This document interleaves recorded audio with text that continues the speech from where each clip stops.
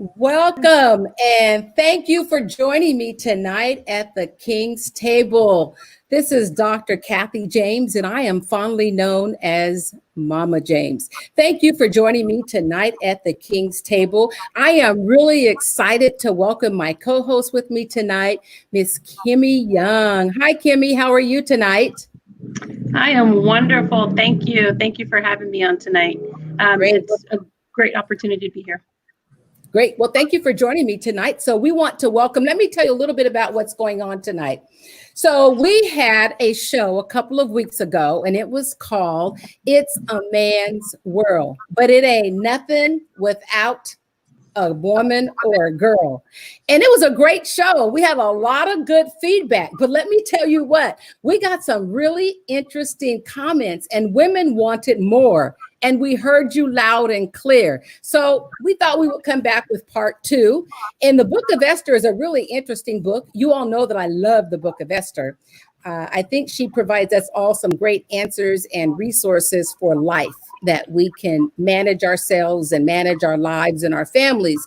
So with that in mind, we want to be wise like Esther. We want to be surrendered like Esther was, and we want to be the queen that God has designed us to be. So tonight we have our guest coming back with us with an additional guest. We would like to welcome Miss Yvette Buggs and Miss Crystal Cyprian to the King's Table. And guess what, ladies? We did it. We brought a man on the King's Table, none other than our own Pastor Chad Buggs. He is the husband, thank you, Miss Yvette, of Miss Yvette Buggs. So welcome, Pastor Chad. Everyone has already met Crystal and Yvette, but Pastor Buggs, come on, tell us a little bit about yourself and what it is that you do, and so we can get real comfortable with you. Well, I am a retired senior pastor. I founded the Walls of Refuge Community Church in Rancho Cordova, California. We did ministry there for about 10 years, and the Lord said that it was time to shut that ministry down and continue ministry in other ways. So right now, what we do is we have an active scholarship fund. And we're doing community work and things of that nature, trying to be involved wherever our hands are needed to be. Great. Well, thank you very much for being here. We are really excited that you are with us tonight. And so if you all are ready, we got a lot of information that we're going to cover tonight. So Miss Kimmy, the co-host, Miss Crystal, and Miss Yvette, are you ready for this? We're ready. We're ready. Okay.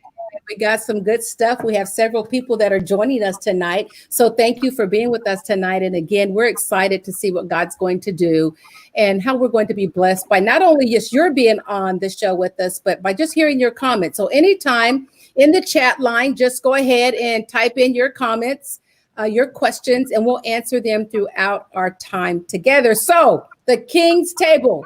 The feast of the Lord has been spread, and all he was doing was awaiting your arrival. So, Pastor Buggs, I'm going to come to you first. I have a question for you. Yeah, I know. I want to know, when God created man, this is a man's world. And James Brown wrote this song. Somebody wrote this song, and he sang it in 1966.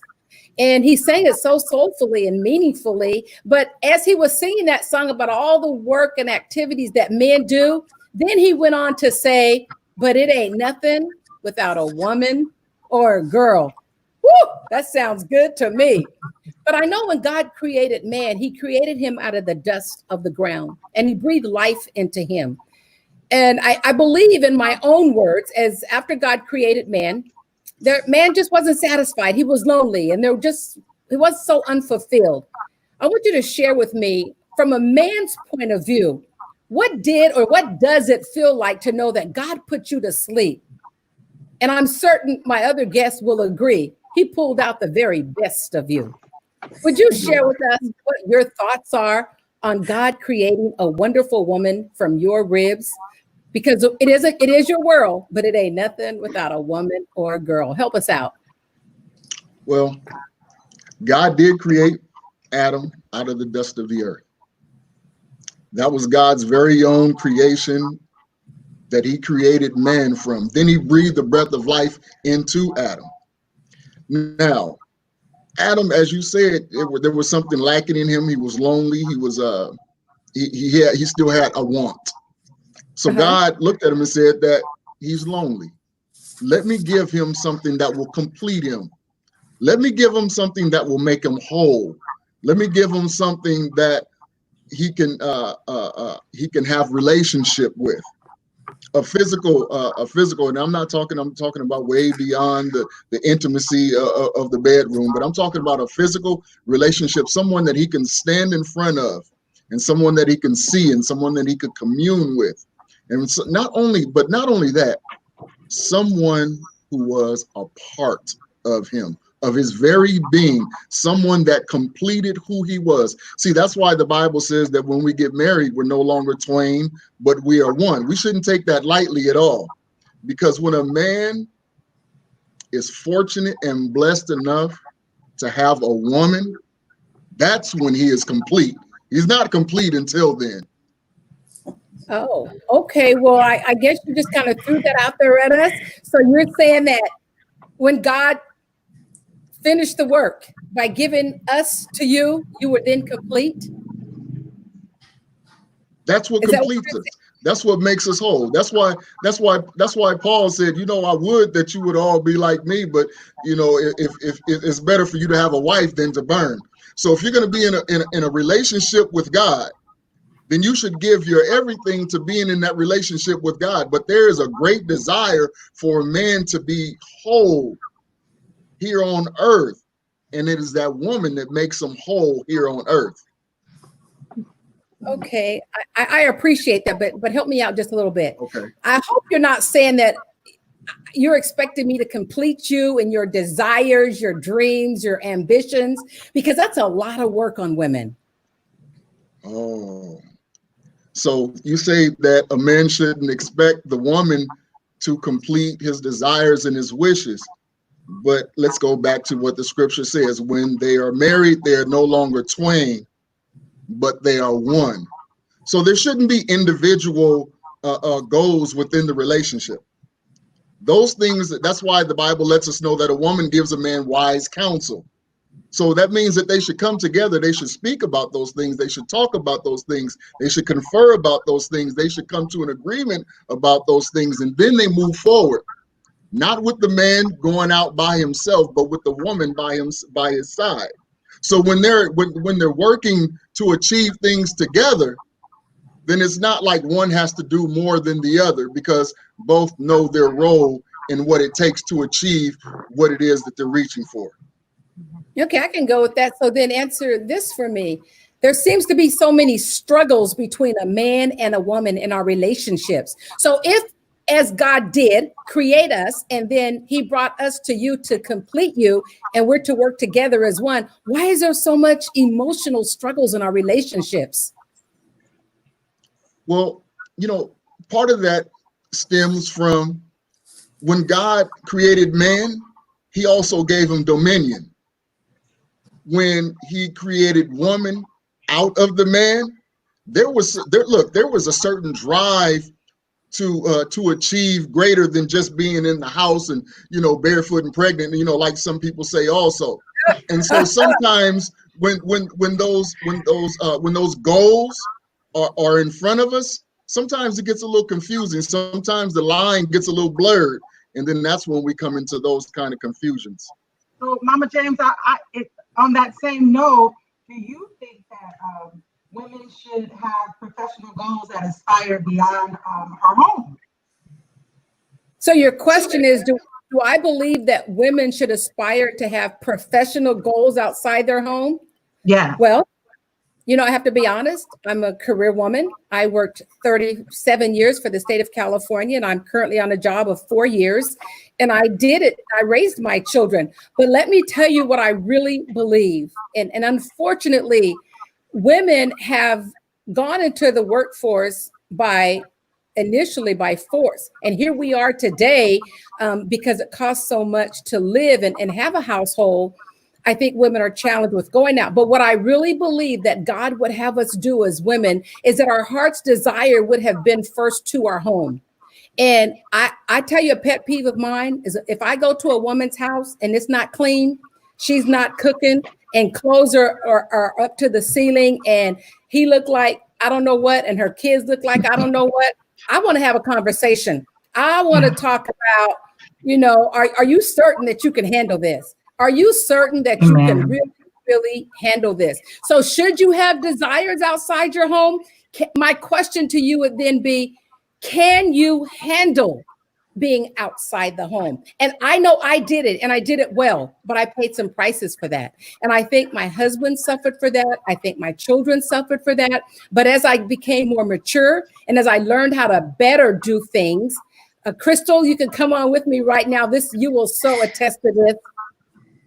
When Crystal came to Sacramento, California, she got married and all of a sudden she woke up and she had 3 babies at home and I had 3 babies. And one day I called her out of desperation and I said, Crystal, let's go to the store and buy 40 pounds of chicken. And she said, what are we going to do with it, Mama James? We're going to make enchiladas and burritos. We bought 50 pounds of spaghetti and tortilla. We cooked for days. But guess what we didn't do? We didn't have to cook every day. Crystal, what are your thoughts? Yes, I definitely believe that you have to find that balance and it takes a lot. Can you handle it? I'm going to go on a little bit of a different, you have to handle it because you have your home, you may have work, you also have the wife, the mother, right? And the woman, you can't always be burdened down with just the mother, with just the wife. The woman will suffer if we don't have things outside of our homes. I'm just saying, I had to learn this later. I never really had an opportunity to take care of myself because I was making 100 burritos. I was running everywhere. I was cleaning. You could eat off my floor. But when did I get a pedicure? When did I stop for a moment to read a book? I was drowning being the wife, being the mother, and the woman was just somewhere. And then I looked up and I was like, oh my God. And for me, I looked up, I was 300 pounds. And I was like, I know exactly where the woman is. That's what happened to her. That's what happened to her. And so I had to really take a step back and start taking care of myself. So there has to be something outside the home, right? And I do believe exactly what you said, though, Mama James, it needs to be in balance. We have to be able to balance it, but we have to take care of the wife, the mother, and the woman. Please don't forget the woman because you'll look up and you'll be sad that you did. Yeah, I have something for you, Crystal, as you were talking about that. Something that rings in my mind is that when you don't take care of yourself, then does that in return give your partner permission to not want to help to take care of you? Because you do so much, they're like, well, if you're going to do it, I might as well not. And I'm going to step back. When is there a separation between someone saying, I'm just going to step back? And when is it when a man pushes everything on your plate and then you begin to feel like this is a little bit of abuse, like almost mentally and physically, there's so much that you're putting on me and I'm not saying no to it. So when do you have that, like you're doing too much, but then they're actually pushing you to do more? And where does that like come into like an abusive standpoint emotionally? Kimmy, I think that first of all, it becomes with boundaries. And when healthy boundaries are not set, abuse easily happens. I did a deeper dive because this was one of the questions that we had the first time. So if we could put some of those statistics up, I'd like to talk about the type of abuse that's out there. Every 9 seconds, a woman is abused in the U.S. 1 in 4 women have experienced severe physical violence by their intimate partner. And then the last one, that $8.3 billion a year is used in medical expenses for health services for a woman. The next slide. And then the other one, 1 in 3 girls and 1 in 7 boys will be sexually assaulted by the time they reach 18. There are so many boundaries that are not set that pushes us into violence, abuse, and misuse. And that's why I say we have to remember the woman first, because you have to start that relationship with those healthy boundaries. And if you don't say that you're a priority, if you don't say that you're important, those boundaries will be broken. You won't have any, and you'll find yourself abused. And I just want to say, I don't think any woman wakes up and aspires to say, I want to find a man who's going to mentally and physically abuse me. No, you stumble into that relationship and you look up and say, how did I even get here? And then you have all these reasons why you stay in that abusive relationship. It doesn't matter what it may be. That's what you've seen, or you can't leave because of your children. There's so many things that hold you bondage in that relationship. And I do want to say to a woman right now, woman, whoever you are, you were never designed to be anybody's punching bag. You wasn't designed to be someone that is belittled and beat down and, felt like you have no self-worth. God created you. You are fearfully and wonderfully made, and he has great things in store for you. And that is not the place where you shall be. I don't know how the resources will help. Put up that one slide. There's some community resources. I just want to put that plug in. If there's Weave out there, women who need to escape a situation that they're in. There's also for the mental health, suicide lines, just somebody to talk. And these lines are available 24/7.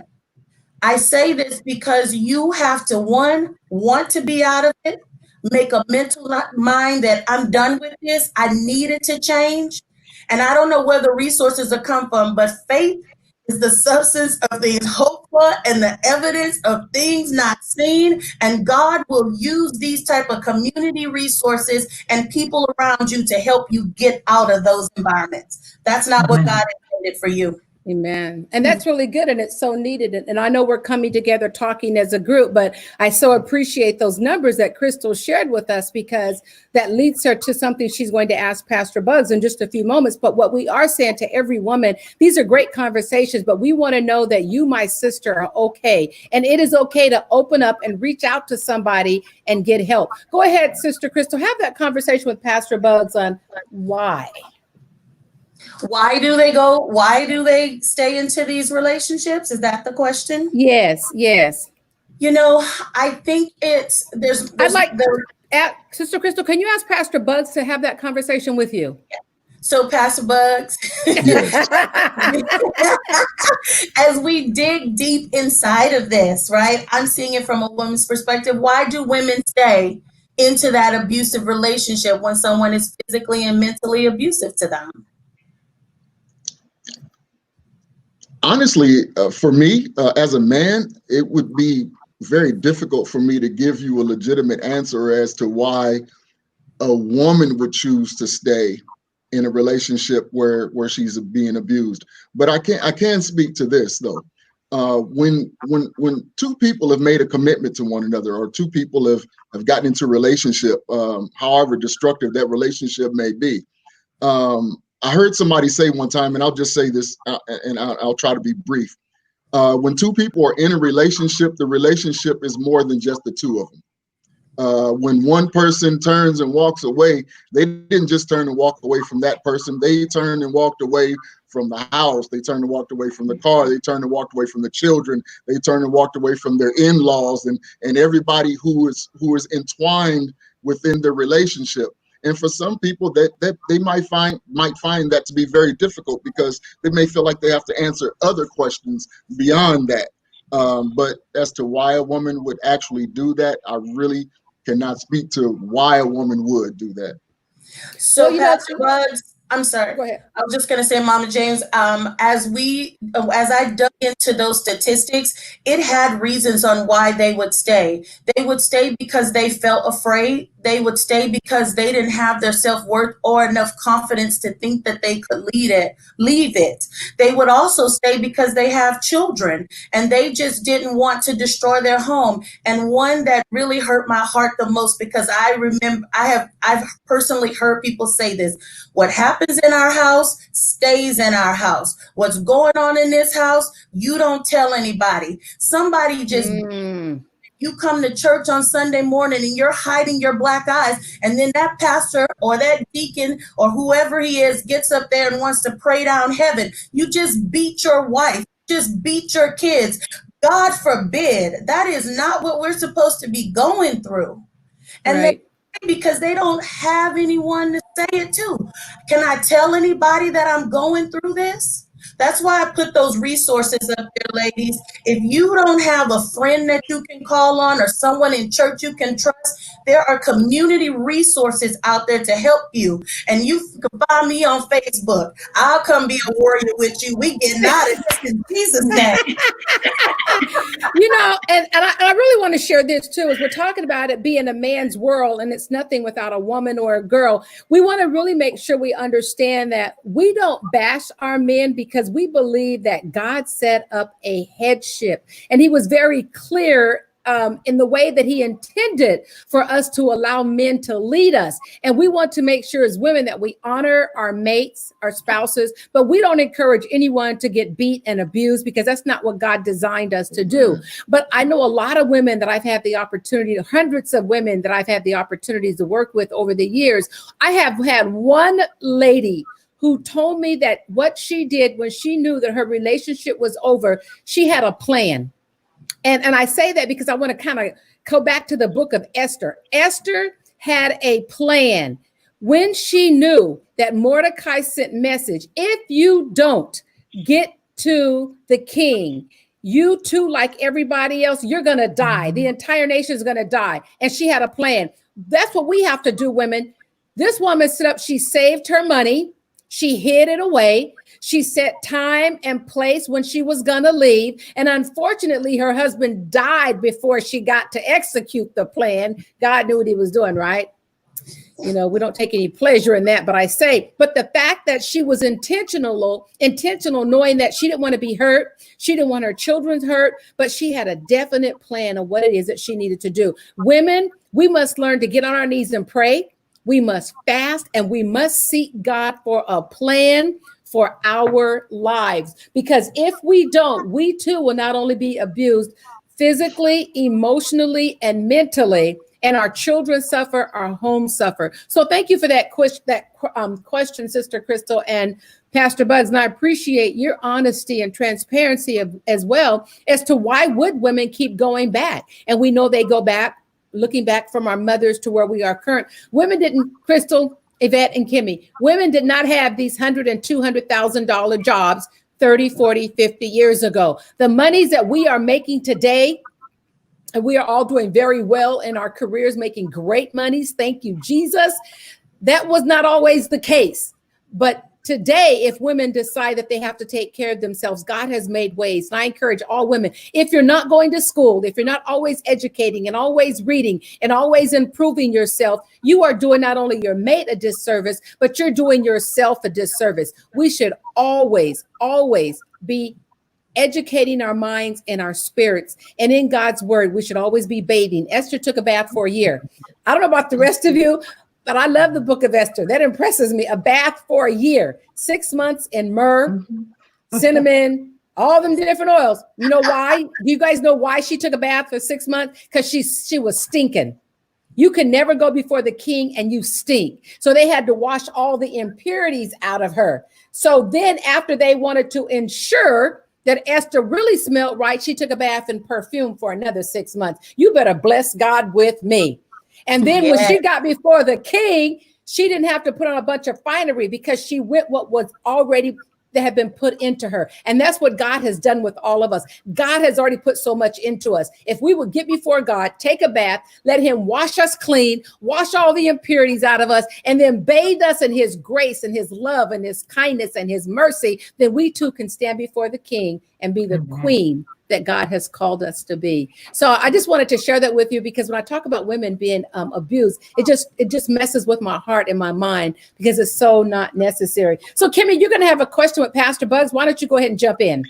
I do. I have a question that kind of really segues really nicely into that is, when are we doing too much? For example, Pastor Bugs, I will have washed the floors and scrubbed the countertops and did the clothes and put the dishes away. And then I get in bed and I'm just tired. And my husband says, did nobody tell you to do all that? How do we know where to stop so that we don't lose ourselves? but we feel like there's so much tasks to do. So, I mean, give us an example or something that you feel that, like, you know, when do we just stop so that we don't lose ourselves? And at what point, you know, can men just say, you know, it's okay for you to relax for today and just take a break? First of all, you shouldn't be waiting for somebody to tell you you can take a break. I like that. Say that again. I don't think you should be waiting for somebody to tell you when it's time for you to take a break, because you know you better than anyone else knows you. And from what I understand, I believe I heard this correctly. You're a career woman. You being a career woman means that you and your husband have agreed that you going out into the workplace is something that the both of you are okay with. Now, if you are going out into the workplace and he's okay with that, what that tells me is that he should be pitching in on the home stuff as well. Because if you're going to take on a portion of the breadwinner responsibilities, he should be taking on a portion of the homemaking responsibilities, and not just say that homemaking responsibilities is something that only the woman should be responsible for.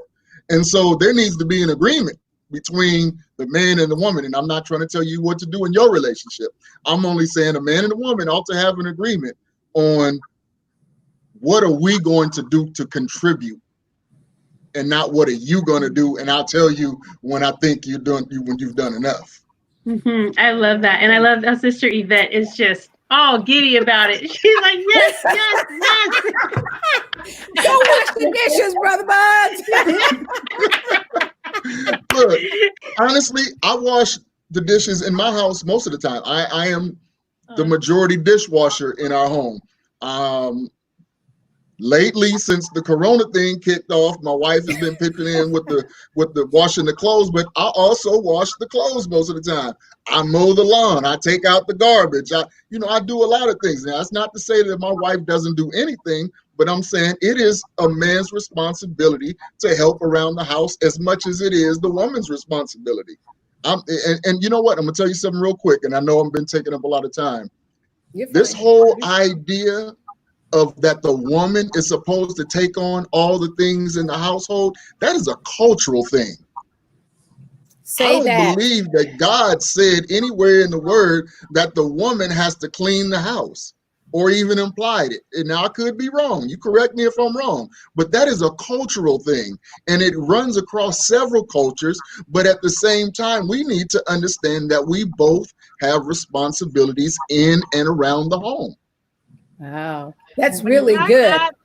I love what Pastor Bugs just said, but can I also add, and I think we talked about this before, ladies, that yes, my husband helps. He does most of the stuff around the house. He does.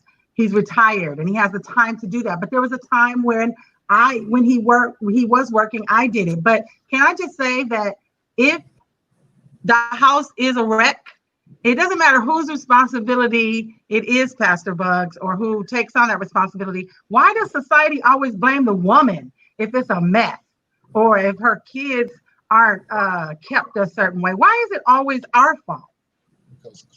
I think too that is a society thing. Everyone is expecting the woman to get married, clean the house, her husband will give her money to pay the bills, take care of the kids, change the diapers. I've heard some men say, I don't change no diaper. I don't know about, the baby might poop. So I don't do that stuff. That is not the way it's intended to be. It goes back to what Pastor Bug said initially at the very beginning. God created us together to work in this thing. And the man doesn't take off and go hang out all night long. He needs to stay at home with the wife and help her with the children, raise the children, pay the bills, clean the house. But let me tell you now, I've been married 46 years. Make no mistake.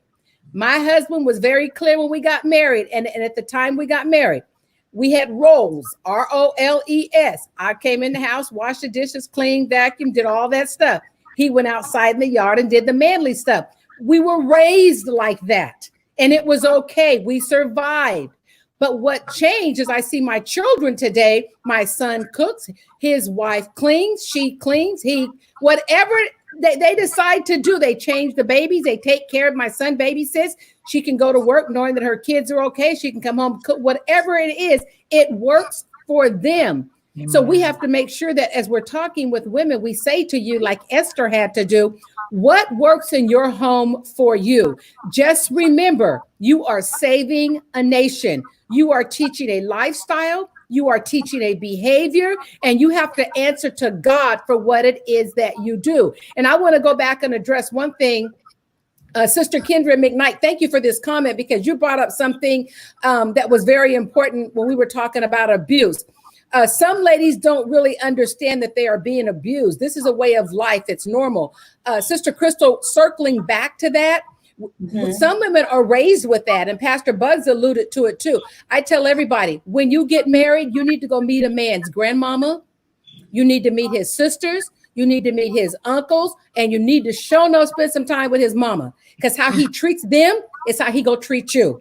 And if he's crazy with them, he's going to be crazy with you. So a normal way of life, she thinks it's normal because that's how her father talked to her mother. That's how her brothers talk to her mother. So when she gets married, this is a normal way of life to her. It becomes, oh, my husband is just talking to me any kind of way. That's what she's used to hearing every single day. So women today, we encourage you, read books, watch shows, educate yourself, learn about yourself, what you like, what you don't like. I tell everybody, when I first got married, I loved the color red and purple. My whole life, I loved those colors crazy. When I got married, my husband loved blue.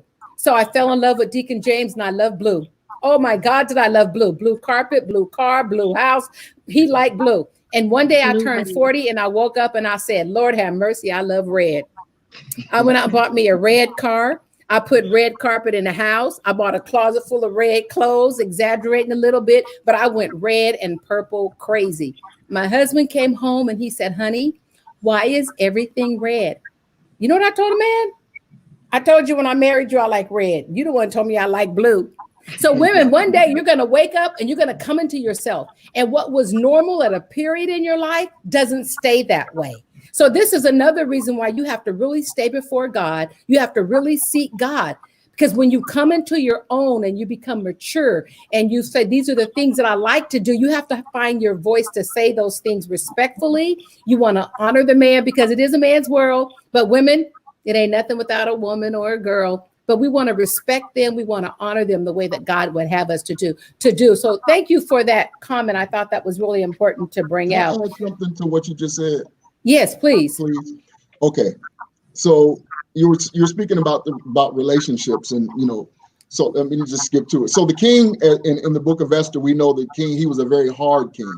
Yes. He was a king that ruled with so we say an iron fist. So if he were a king of that nature, then you ask yourself, why did Queen Vashti refuse to come before him? Why would she do that, knowing the type of a man that he was? So this is the conclusion that I came to. First of all, you don't know the type of a relationship that two people may have, even though you know that person as an individual in your circle. So what I'm trying to get to is, when she refused to come, and she refused to come twice, I believe that was something that the two of them had an understanding. Like, hey, I just want to, I'm gonna stay over here, and they were okay with that. It wasn't until them boogaboos got in his ear and started talking about, hey, man, how you gonna let her, not come, and you're the king, and that's gonna make us look bad in front of our women and everything. And they got in his ear, and then he started feeling like he had to stick his chest out. So my point is this: first of all, don't let people put in your head how you should be in your relationship. Yes. Because what works for them may not work for you. In fact, most of the people that's going to be telling you that stuff, they telling you that stuff because they mad that what they're doing don't work for them anyway. Wow. So, you messed me up. You messed me up now, because I'm ready to go. Women, everybody, we have a nice audience tonight. I want to tell you to hear just what he said. Don't let people into your relationship telling you foolishness. You need to do what works in your home with your men with your wife, because it works for you too. It doesn't work for everyone else. And the king messed up because he had a head full of alcohol. He had a hangover, and he had a horrible advisor. Mhm. So women, make sure you know who's speaking in your ear, because sometimes they want the role that you have. And if you don't think that's true, go back and read the book of Esther. Haman, he wasn't interested in the king having another woman for another woman. He wanted the position to be able to speak into the king's ear, whereas before Vashti spoke into his ear. I tell you, a book of Esther is deep. Go ahead, Sister Crystal. My God, Shantae, that's right. Yeah, that was so good, Pastor. And and as we approach and go on to our next question, and we're just talking about, and we were already alluding there, how women are in the workforce, and they've been there since 1920 is when women entered into the workforce. Let me show you that. I thought that was interesting. Women entered into the workforce about 1920. In 1950, you see there that a little bit less than 20% of the women were working for pay outside, they were volunteering. They had to bring finances into the home. And then now we look into 2018, it's almost 80% of women are working outside of the home to help bring finances to that house. And I just wanted to piggyback on something that Pastor Bug said that just really resonated with me when he said, it's not about who needs to wash the dishes, who needs to be cleaning the house. If women are in the workforce, we're becoming educated. We are now CEOs, CFOs, there's lawyers, there's teachers, professors. We are in high earning positions. And so if that couple and that marriage, they decide who's going to do which task, because money doesn't determine roles. It's just cool. If you say it's in your home and you say, okay, it's better for the woman to be the main breadwinner, and that's what you all choose together as carrying your load, and the husband will be the one that's staying at home or cooking and cleaning or taking the kids here and there, that's a decision within your home. The problem that we see in society, and this is where I'm going to put a little twist on it, is because not the task, it's when the male abdicates his role. And this is what I mean by that is now it's not an agreed upon decision that we're going to carry this load together. He is now a burden because I don't want to work. I don't have a job. I'm sitting at home, and she is working outside the home full time. She's also taking care of the children, doing everything, cooking, cleaning, going back and forth. And he's sitting at home playing video games. Oh, Lord, help me. Of roles. And that is when it becomes so difficult on a woman because they're stressed. The relationship is stressed. They're fighting. They're not getting along because it wasn't agreed upon as a task of a load to carry. It is now a burden. So, Pastor Bugs, I'm going to look to you. There's a lot of women out there who the men are staying at home, and this wasn't that agreed upon task. What are your thoughts on that? First of all, a man, his role in the relationship does not change because of who is or who is not working. He still has a responsibility to be the man. So as a man, first of all, he's supposed to be the priest of his household. If you look at what is it called to be a priest of the household? So to be the priest of the household is to be the leader in going forth. I'm just going to make it real simple. To the leader in going forth in the worship of God. But the man also has to understand what the woman's responsibility in that is. God gave the woman a tremendous responsibility in the role of going before God. And I know you're talking about the workplace, but I'm gonna jump right back to that. So in that he gave the woman enmity between the enemy and man, which means that the woman was supposed to be the one who came as a barrier between man and the enemy. She was supposed to be the spiritual barrier. So then the husband was supposed to lead, and the wife was supposed to be the barrier. But the husband could not be the leader unless the wife was the barrier. So what is my point? My point in that is it's supposed to be a teamwork type thing. And anytime you get one of the people out of their role that they're called to walk in, then there's going to be confusion, whether it be naturally or whether it be spiritually. So when the man steps out of his role, the problem is that many women have to step in and fulfill the gap that has been created. And then the man, sometimes he feels less than what he should because that gap has been filled by someone other than him. And then there's other times when the woman doesn't know how to step out of it, because now you're not even in line anymore, because the woman is playing the part of the man. Wow. Yeah. Wow, that's interesting. But do you feel that she's doing that? Do you feel like she's doing that because she wants to, or she's been forced into it?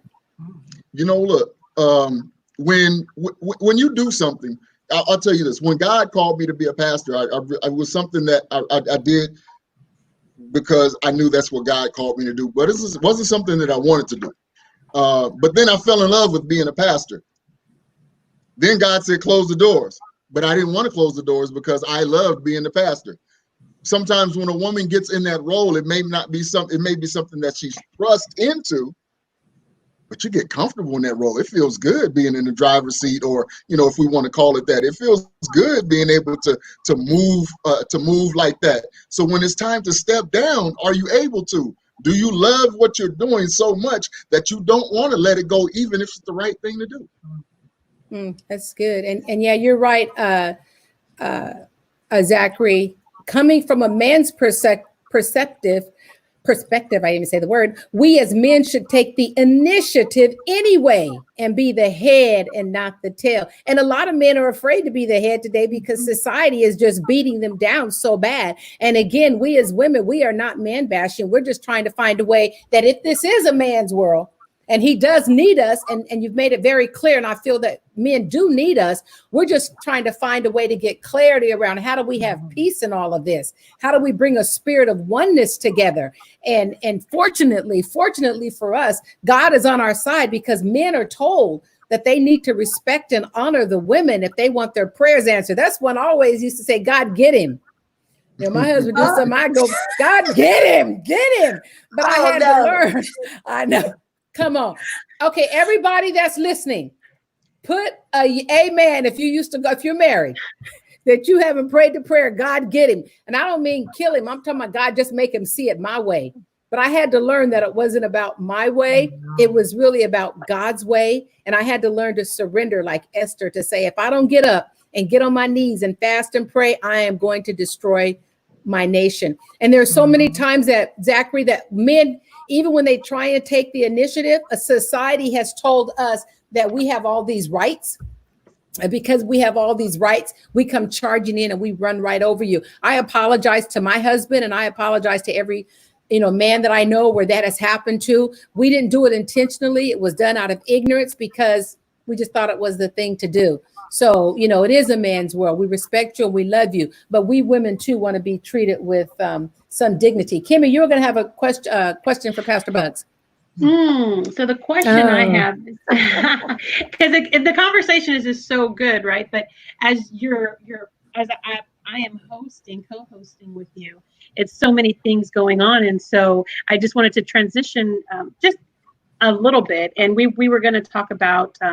We were actually going to go into talking about single parenting into the household, but what can be done to get equal treatment in the relationship? So when we talked about some things that I'm really tired if I'm parenting a lot or I'm doing more than what I'm supposed to be. Can you give me, let's say 3 things, if you could just give me 3 things of what can I do to create some equality in the relationship when it comes to, like you said, some task in the home. What are some simple tips that you would have for us? Can I use Esther for an example? Please use Esther all you want to. That's my girl. This is what happened with Esther. When Esther came to the palace, nobody knew her. They just knew she was very beautiful. That was it. She went through a transition through by process. It took her a year for her and through her cleansing. It wasn't just a cleansing. Remember, she was assigned handmaids. Those handmaids were to be at her beck and call, but also to teach her the ways of their people, so that when she did go before the king, she would know how to be acceptable. Now, it was up to her whether or not she was going to take those lessons and use them according to how they were supposed to be used. So now she gets before the king and she knows how to carry herself. And the king is pleased that she knows how to carry herself. Over time, she does so well in her role that at the point when she's most needed, she was confident in going to the king in such a way that she knew she wasn't supposed to, but there was a possibility that she might get away with it. So my point is this: you can't get your mate to do something that you want them to do by in their ear.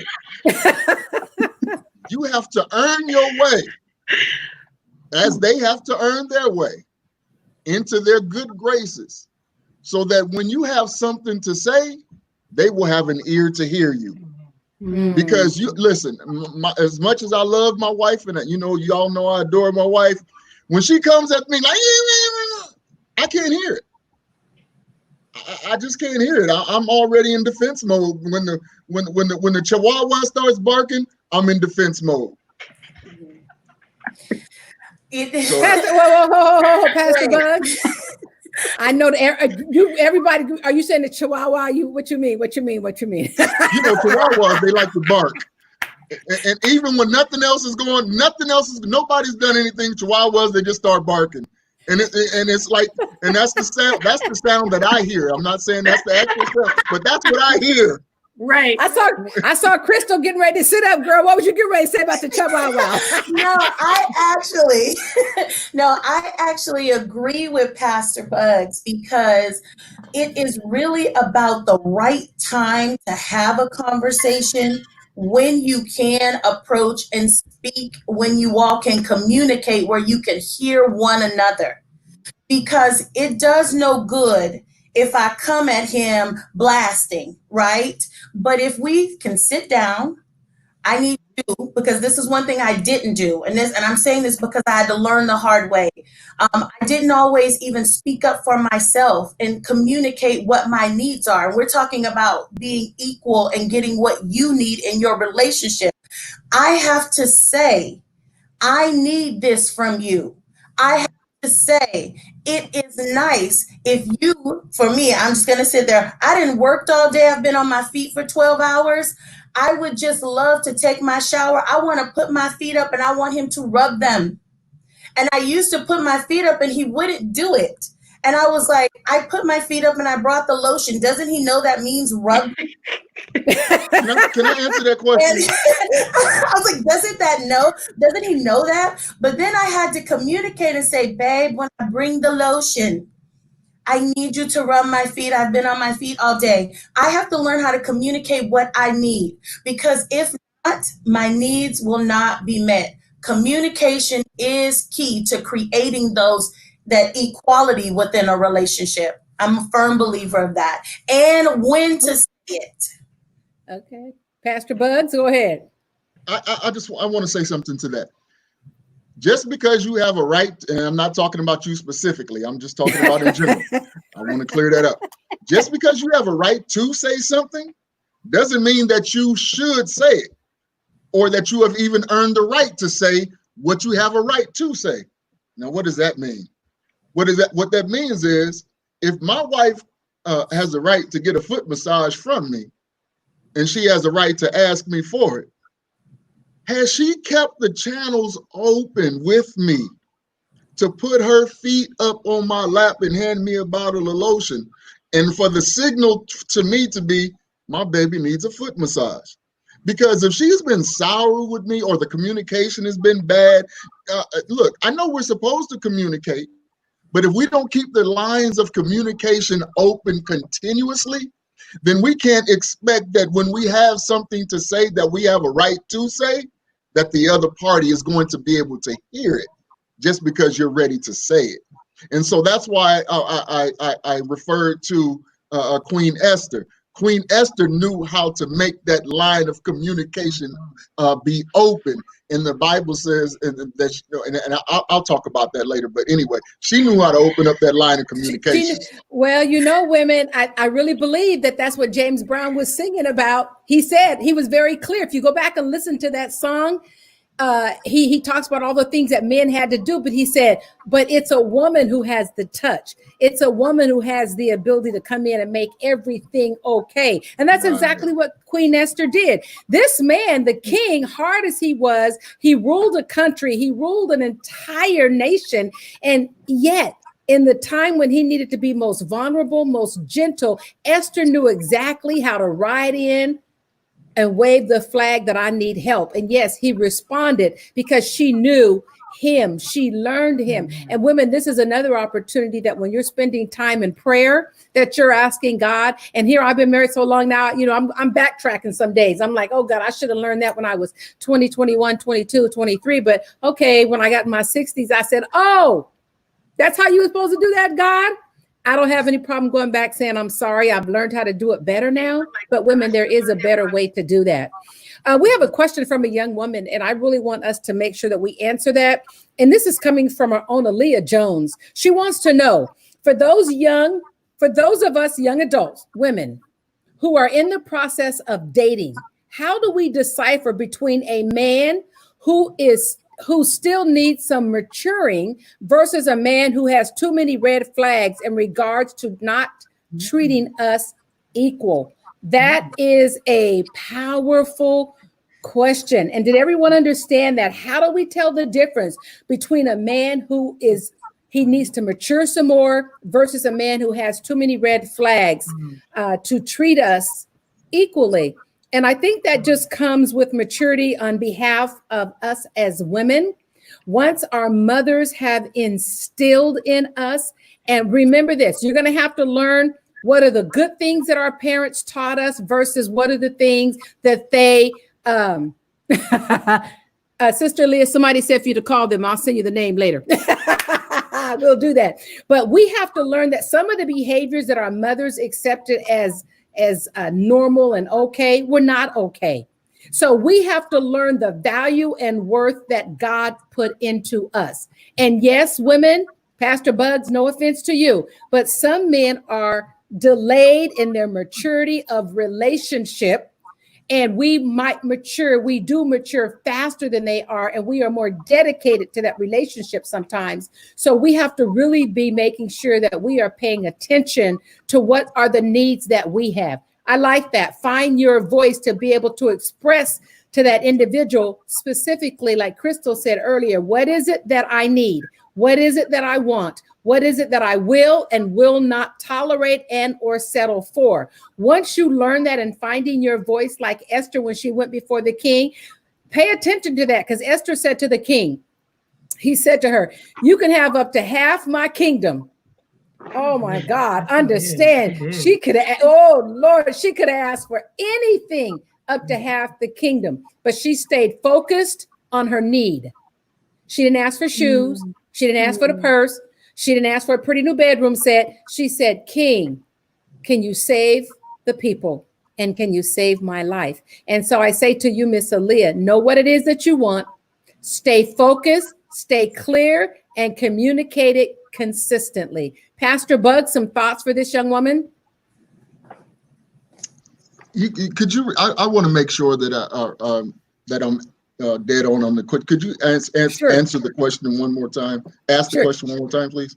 For those of us young adult women who are in the dating process, how do we decipher between a man who still needs some maturing versus a man who has too many red flags in regards to not treating us equal? Okay. First of all, get beyond he's so cute. Ooh! Just get beyond that, because he's so cute gonna get you and he got a whole lot of problems and issues and concerns.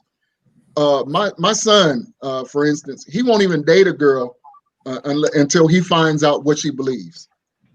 Once he finds out that they both believe in the same God and in the same way, then he can go the next step as far as for dating. And that's how all of us should be. And I'm not trying to pat myself on the back, but I'm just saying that's how all of us should be. And let me tell you something. If this brother is a little immature, don't take immaturity for a red flag. Take immaturity that he's not yet complete because he doesn't yet have a mate. He won't be complete. He won't fully mature until he has somebody that's going to mature him. And last thing, if there are too many red flags, then that means you've already been around too long. Because when the first red flag comes up, that red flag that says stop. Don't go any further. Turn around, go back the other way. Wow, powerful. Any other comments from you all? You know, I do want to comment on that. I had the First Lady Rashonda Doris. She did this message one time, and she would say, you know what, ladies, we need to stop dating other people's husbands. And I was like, what? That's really kind of deep when you think about it. Like, how am I dating somebody else's husband? But truly, you wasting your time on someone who is not who God has for you. You are truly wasting your time and dating somebody else's husband in perspective that this person is not for you. This is somebody else's husband.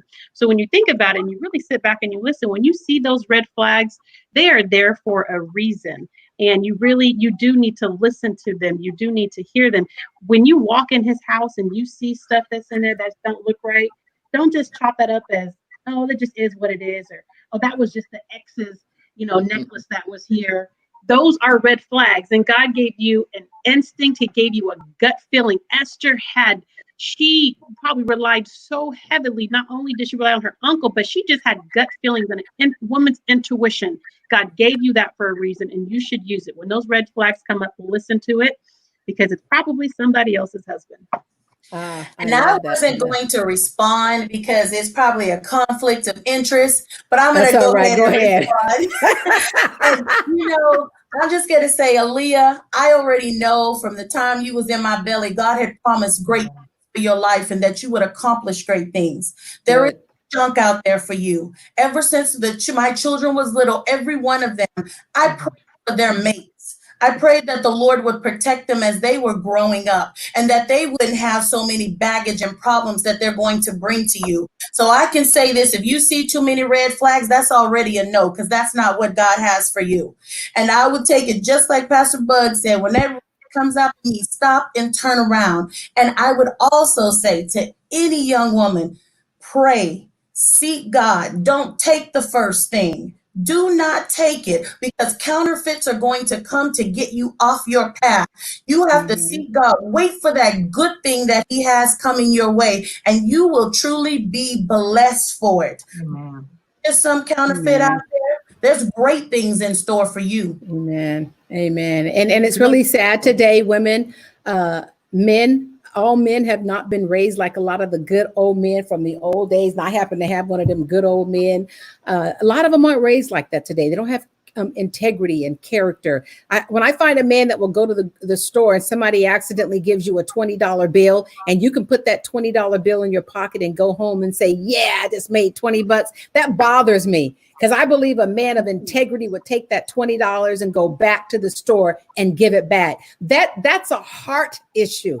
Those are the kinds of things, women, that we want to look for. If he'll tell a little bitty lie, you have to be careful, because the big lies are soon going to come. So hear us clearly when we talk about those red flags. It's really important that you understand how God made you and what God has for you. So we have a couple more questions. And I do like this. This is a comment that we got. I want to share. We're going to move to our next question.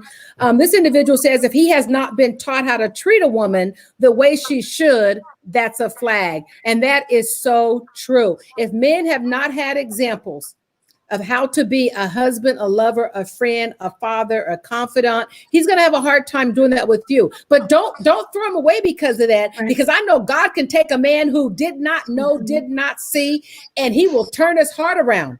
just for you. If he's the man that God has for you, you can take that to the bank, because that's the kind of God we serve.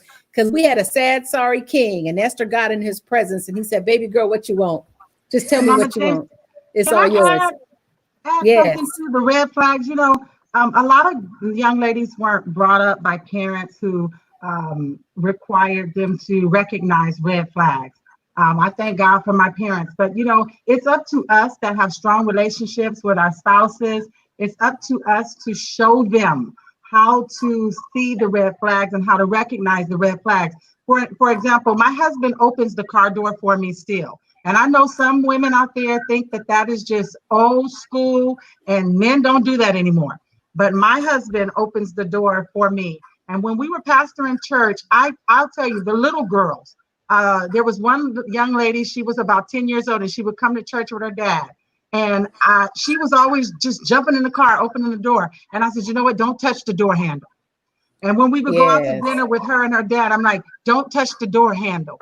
Let Drew or let one of the other men. And she goes, why are you doing that? I'm like, just stand in front of the door. Sometimes we have to help these young men, you know, be that gentleman. My husband was always a gentleman. And so my kids know, but some people weren't raised like that. So we got to help them out. Don't touch that door handle. Just stand there. He'll realize you're not in the car when he look over and you ain't sitting over there. When he's driving down the street.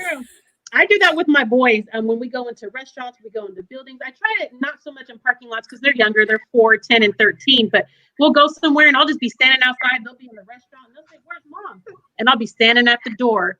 And they say, and Ron will say, "You guys didn't leave the door open for her?" And they'll come back and open the door. But it starts early at that age. And now they think, oh, you know, she don't open the door. But they will know when they go on a date that they need to open up a door for a lady. And that's good, Kimmy. Yes, please. That is very important for young men to learn how to treat a woman. But for me, even more importantly, it's important for those young women to learn how they ought to be treated. Because as the question came up before about the red flags and what to watch for and whatnot, listen, if a person is not treating you as you should be, but they're trying to learn how they should treat you, that's one thing. But when they are opposed to treating you right or trying to get you to do something that you know is wrong, you've been taught is wrong, and you know it's wrong, then there's your red flag right there. That's good. That's good. And we have a comment on that I want to share from Sister Karen Jones out of Monterey. She goes, I think you need to know what your red flags are. And when you see them, you take heed. And that is such an important point, because so many times I see women compromising. They will say, I can fix it. Listen to me, every woman that's listening tonight. You cannot fix it.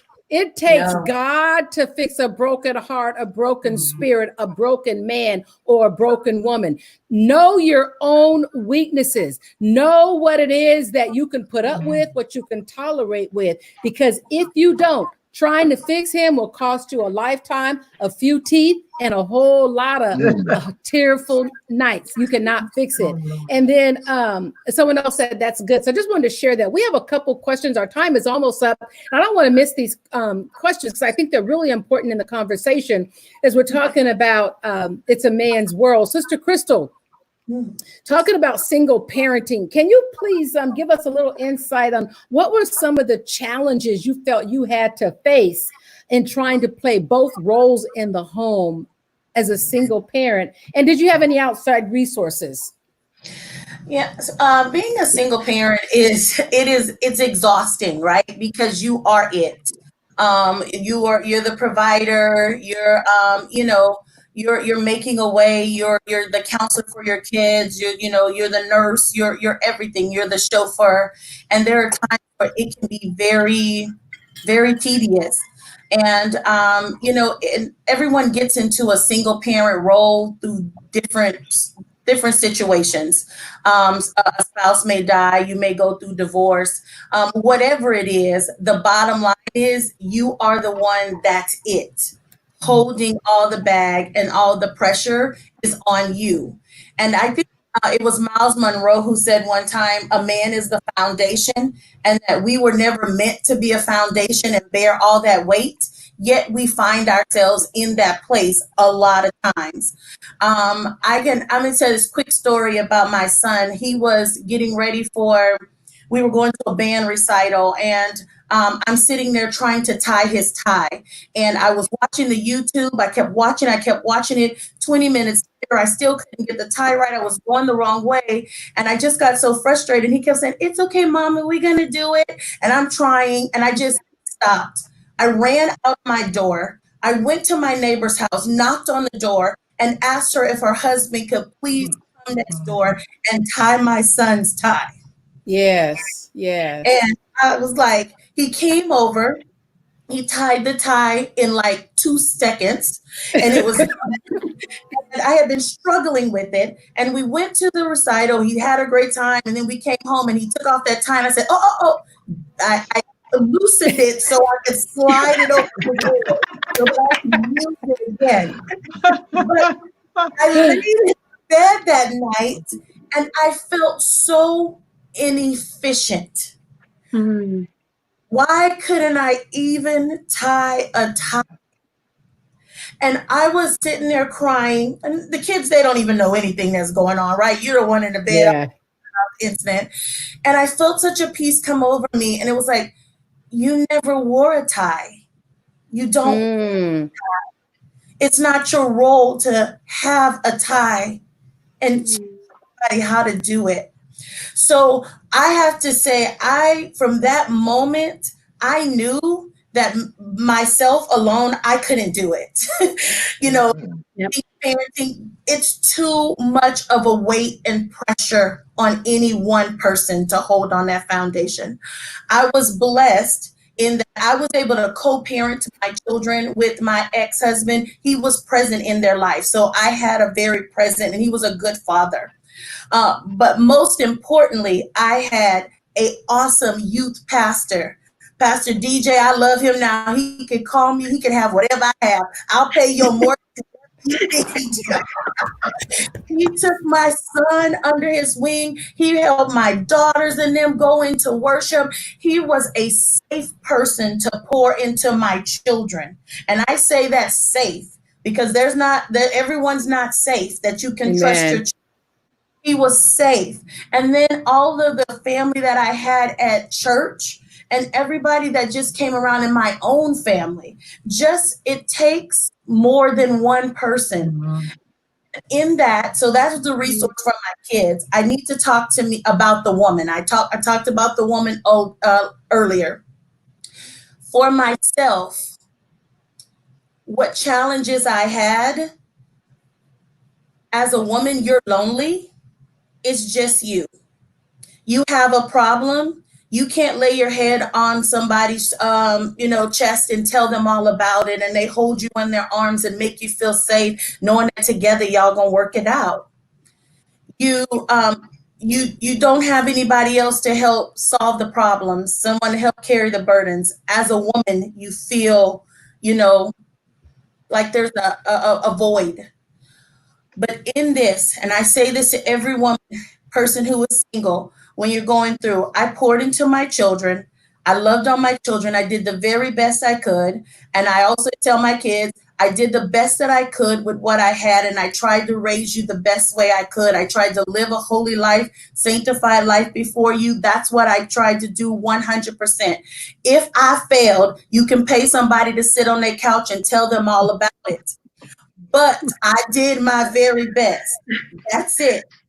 But the thing about it, I never felt like I was cheated because now in my life, and my kids are all grown, what I needed, that safety net and those arms around me, I was not denied. It was just delayed.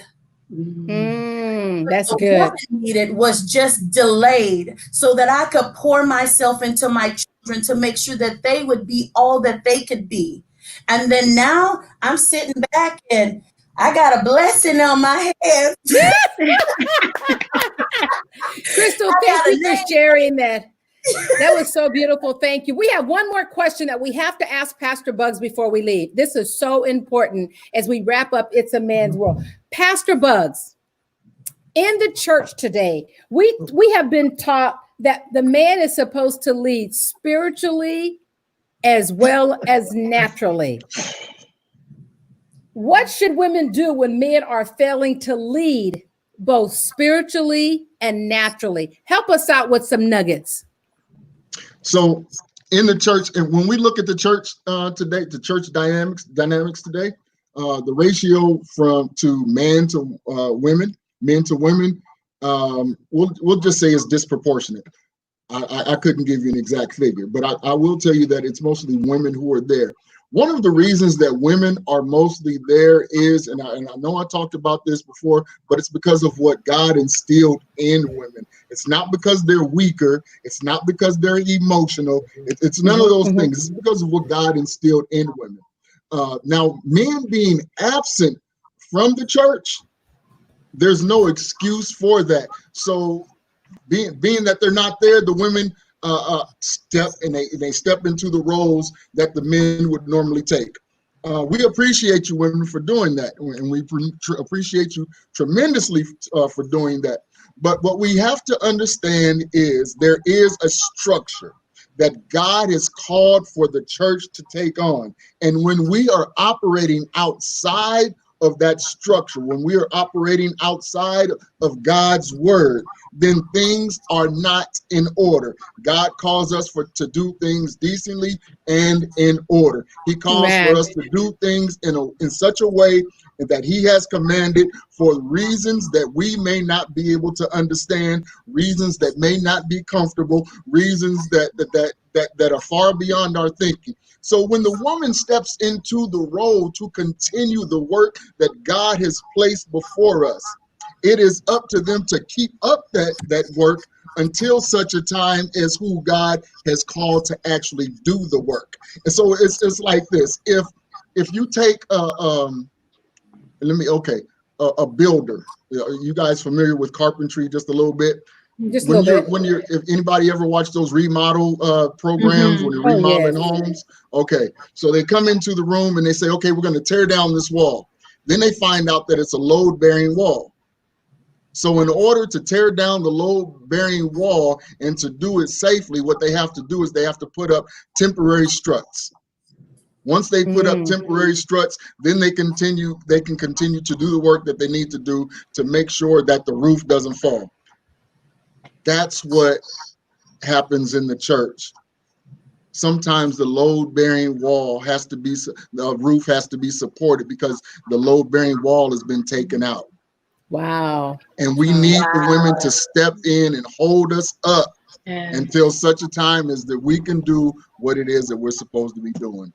Absolutely. Wow. Yeah, that's really powerful. Thank you, Pastor Bugs. I thought that was so important. As we prepare to wrap up tonight, It's a Man's World, I want to thank my guests, Miss Crystal Cyprian, who you will see often, and Miss Yvette Bugs, the same, and Pastor Bugs. Wow, what a treat. I tell you, I believe you saved us, because we had opened a can of worms, and I knew that God wanted us to turn some corners. I think you helped us, and you helped us see some things maybe in a different way in that last example you gave us. Thank you. And I believe us women are willing to hold you up. We're willing to take you to prayer. Now, we're not willing to take any abuse, knocking, in the head and all that kind of stuff. But we are willing to labor in prayer. I'll get a lot of good Facebook comments of how much they really appreciated your comments, Pastor Bugs. So thank you. And Yvette, thank you for sharing them. So women, we have a job to do as a woman, a wife, and a mother. We are out to save a nation, one woman at a time. And the reason for the King's table is, yes, God has prepared a feast. And he wants all of us to come to the table where he alone can feed us, he alone can satisfy us, and only he alone can complete us. But interestingly enough, He made us to help complete a man. So I want you to join me next week. We have a great topic on next week. We're going to be talking about my blended family, how to grow in togetherness. We happen to be living in a day and a time where we are living in a times where there are divorce or people didn't get married and they had children. But those families come together, and that's not an easy thing to do. And I am no expert in that area, but I have 2 individuals that will be joining us next week. They have lived it. They've survived it. They are surviving it, and they're doing it well, and they've done it well. So join us next week at the King's Table for the blended family. And also, I want you to please go out to YouTube and subscribe to my channel. It's Esther Nation Ministries. You can follow me at my King's Table podcast. You can hear me on Spotify, Apple Podcasts, and several other areas. I have a book, Finally No More Excuses. My website is Esther Nation Ministries. Please go out there and tag me and reach out. If you need coaching, reach out to me at Crosswalk Life Coaching. Great services that we provide. But on Wednesday of this week, I'm going to be posting another session. It won't be live. It will be recorded, but it's called, Oh No, She's Talking. It's my inner critic. That's a mean girl. And she says a whole lot of stuff. She's not even nice. So make sure you go out and listen to that on this week. And again, I want to thank all my guests. I want to say thank you to my co-host, Miss Kimmy Young, and to all of you for coming, for being with us tonight. Join us next Monday night at 7:00 to learn all about the blended families. We look forward to seeing you. God bless you. And thank you for joining me at the King's Table. And for all of you on Facebook, thank you. Bye-bye. Stay on. I'll get out.